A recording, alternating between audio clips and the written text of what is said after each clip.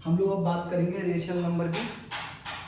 तो rational number बेटा जो आपका होता है, रेशनल नंबर जैसे आपने लिखा होगा 2/3, 4/5, 6/7, है ना, 1/4।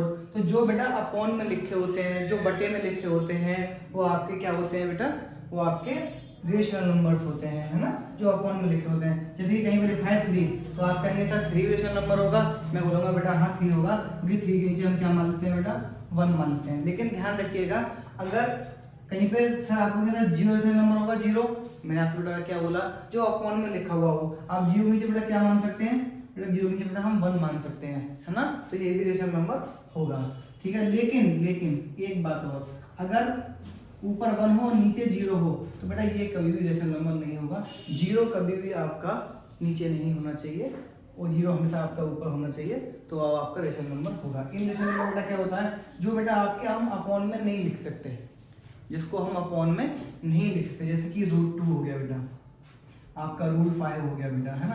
कहीं आपने देखो देखा होगा जैसे 1.11001, फिर 3 0 बढ़ जाएंगे, फिर 1 हो जाएगा 2 बार, फिर 0 0, मतलब जिसमें बेटा वो सीक्वेंस ही नहीं है, जिसमें इसकी संख्या चलती हुई जा रही है, इसका कोई एंड ही नहीं है, उसको हम लोग क्या बोलते हैं बेटा, रेशनल नंबर बोलते हैं, है ना।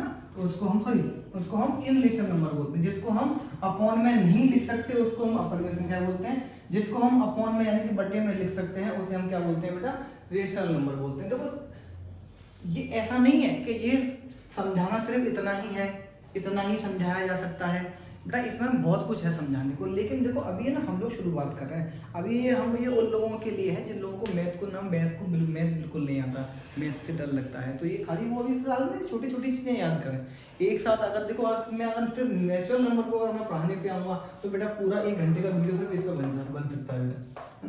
तो इसमें बहुत सारे टॉपिक ऐसे हैं जो अभी हमने टच नहीं करे।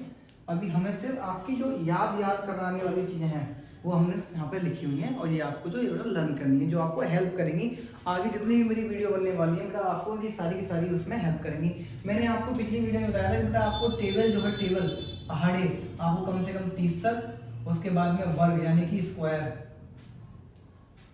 बेटा आपको 30 तक, आपको क्यूब बेटा आपको 20 तक, ये आपको बेटा याद करने हैं, है ना। ये मैं आपसे पहले ही बोल चुका हूँ इस बारे में, ठीक है। आज के लिए तो बेटा सिर्फ हम इतना ही रखेंगे, क्योंकि आज हमारा टॉपिक सिर्फ इतना ही रहा है। क्यों आज आपका सिर्फ याद करने का डे है, और आप लोग एक बार पूरे की सारी वीडियोस को बेटा एक बार रिवाइज कर लें, एक बार फिर से दोबारा से देखें जाके, ताकि आपको दशमलव के जोड़ और आपके रूट के क्वेश्चन आपको करना आ जाए बेटा सॉल्व, ताकि जब हम अगला टॉपिक स्टार्ट करेंगे इनसे रिलेटेड, क्योंकि देखो बेटा इन्हीं पर रूट लगेगा, इन्हीं पर दशमलव लगेगा, इन्हीं पर सारी चीज़ें लगेंगी, ठीक है ना। इसके बाद में मैं एक टॉपिक में अलजेब्रिक का बेटा और लूंगा, मैं बीजगणित का और लूंगा, इसमें एक्स को कैसे जोड़ते हैं, एक्स का मल्टीप्लाई एक्स में कैसे होता है ना, इस तरीके का।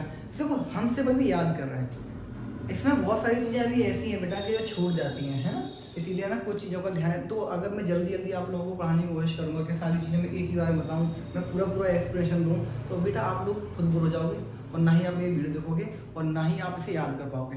इसलिए मैंने आपको मेन काम बताया। नेचुरल नंबर क्या होता है, नेचुरल नंबर 1 से स्टार्ट होता है। होल नंबर क्या होता है, होल नंबर में 0 भी ऐड हो जाता है उसमें। इंटीजर में क्या होता है बेटा, इंटीजर में बेटा प्लस माइनस और 0 सारी संख्याएं बेटा आ जाती हैं उसमें, है ना। ये हम जेड से रिप्रेजेंट करते हैं, इसे डब्ल्यू से, और इसे एन से, इसे आर से, और इसे आर डैश से, है ना। तो बेटा सिर्फ इसे हम फटाफट से याद करेंगे, और आज के लिए सिर्फ इतना ही है। नमस्कार, धन्यवाद।